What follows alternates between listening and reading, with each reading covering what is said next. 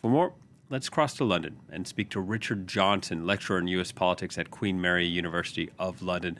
Hello, and thank you for speaking to France 24. This marks the first ever federal charges against a former U.S. president. What for you was most spectacular about the contents of this indictment? I think this is a very serious indictment, and what makes it most serious is how detailed it is, the level of evidence that's already been gathered. We're talking photographs, audio recordings, interviews with key employees and associates of Donald Trump. And really, in a case like this, one of the big challenges for prosecutors is to establish that there was intent behind this, that the person charged knew that they were taking the information and concealing it. And it sounds like we've got some real smoking gun evidence here where Trump is saying in conversations that were recorded, not necessarily with his knowledge, that he knew that he had things that were classified that he shouldn't have, and that Trump was not just stumbling about in ignorance about this. This was willful. And I think this is a very strong case. And if it was indeed willful, as some of this evidence suggests, do you think Trump appreciates how serious this indictment is? Yeah, I mean, Trump is under a variety of different criminal cases. There's the hush money case in New York State. That's a state crime. There's potentially some legal jeopardy regarding January the 6th and the January 6th Commission, which has been referred to the Department of Justice. And there's a case in Georgia about him trying to influence, and in effect, to meddle with the counting of the votes in Georgia. This case, I think, could be the clearest cut for Trump. The charges against him are serious. They carry, in some cases, up to 5 years, in other up to 10, and in the obstruction charges, up to 20 years in prison.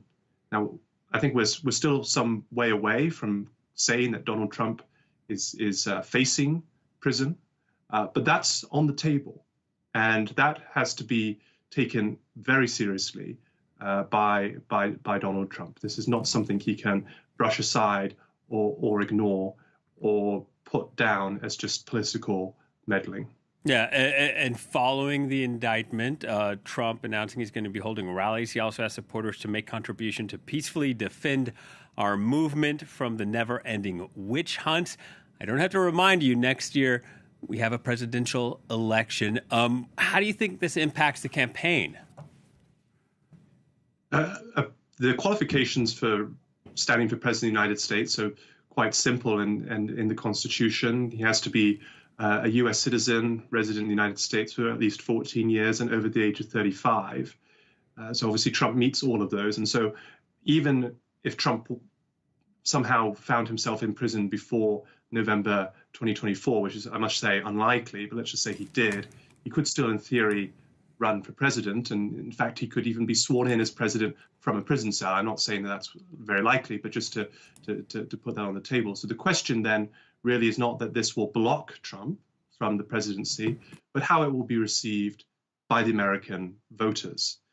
And our first question is, are Republican voters going to be swayed by this? Because at the moment, Trump is leading Ron DeSantis, his closest rival for the presidency among Republican candidates, by 30 points.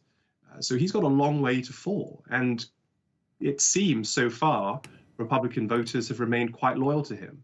Now, in a general election, this might be a different story.